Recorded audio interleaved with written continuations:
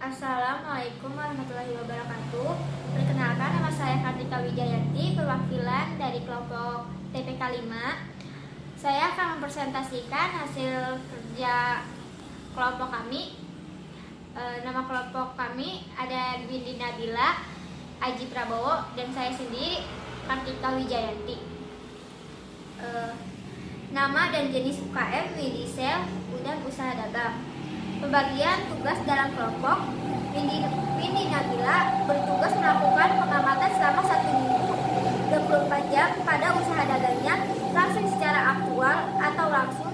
Guna terselesaikannya tugas ini, melakukan pengamatan dari segi perhitungan. Kartika Wijayanti bertugas membuat dokumen dari hasil pengamatan yang dicatat oleh pemilik usaha.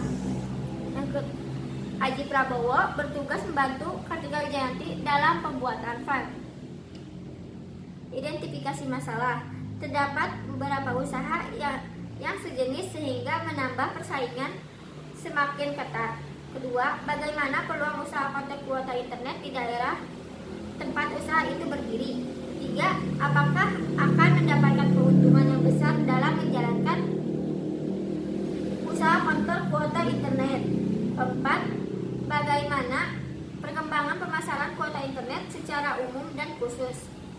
Kelima, alasan apa yang menyebabkan usaha kebutuhan makanan gawai ini tumbuh sangat cepat.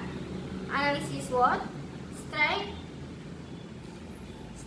zaman yang sudah serba online menjadi salah satu kekuatan bagi usaha ini. Usaha yang berdiri pada bidang perdagangan kuota internet ini menjadi suatu usaha yang prospeknya sangat bagus. Weakness, kondisi harga jual yang fluktuatif, banyak usaha serupa yang mengikuti. Opportunities, di era serba digital ini, usaha ini merupakan suatu peluang bisnis yang cukup bagus. Semua gadget membuat internet untuk mengakses situs yang akan dikunjunginya. Threat, banyak usaha sejenis harga yang selalu fluktuatif yang menjadi tantangan bagi usaha ini. Pengumpulan dan analisis data. Tahap pengumpulan data. Tahap ini adalah kegiatan mengumpulkan data dan informasi yang terkait dengan faktor internal dan faktor eksternal usaha. Faktor internal usaha berupa pemasaran, produksi, keuangan, dan sumber daya manusia, dan faktor eksternal usaha adalah ekonomi. Dalam tahap ini, model yang dipakai adalah menggunakan metrik faktor strategi internal dan metrik faktor strategi eksternal. Kedua, tahap analisis. Nilai-nilai dari faktor internal dan faktor eksternal yang telah didapat dari hasil metrik faktor strategi internal dan metrik faktor strategi eksternal dijabarkan dalam bentuk diagram SWOT dengan mengurangkan nilai kekuatan atau strength dengan nilai kelemahan dan nilai peluang dengan nilai ancaman.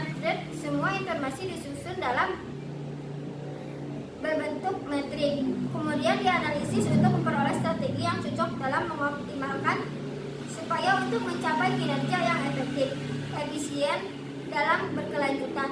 Dalam tahap ini digunakan metrik SWOT agar dapat dianalisis dari 4 alternatif strategi yang ada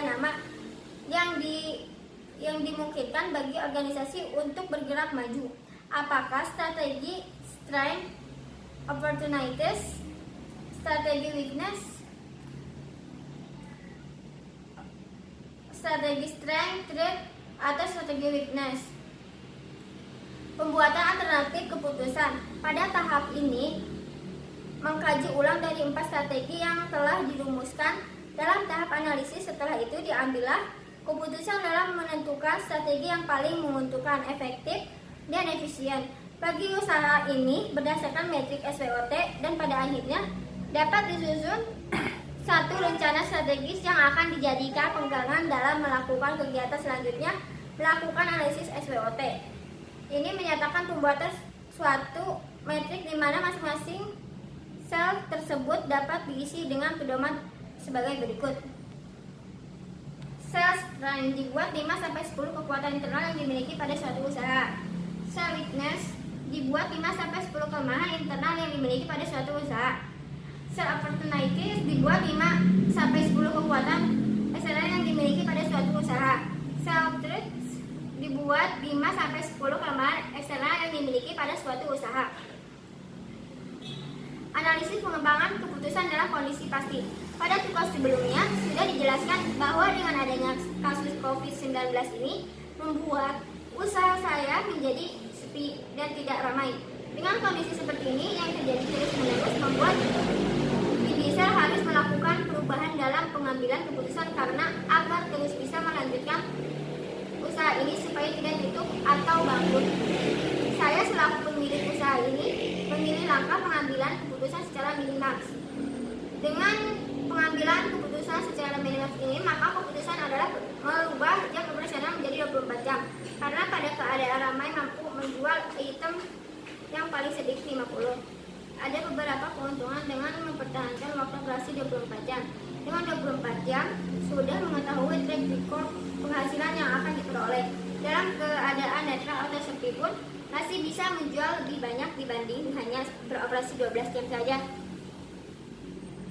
Kesimpulannya, pada tugas ini setelah kami memahaminya, kami rasa pengambilan keputusan kondisi pasti ini kami menggunakan metode analisis jaringan kerja yang tepat untuk usaha ini, di mana analisis jaringan kerja ini digunakan untuk melakukan penjadwalan, mengatur dan mengkoordinasi bagian-bagian pekerjaan yang ada di dalamnya.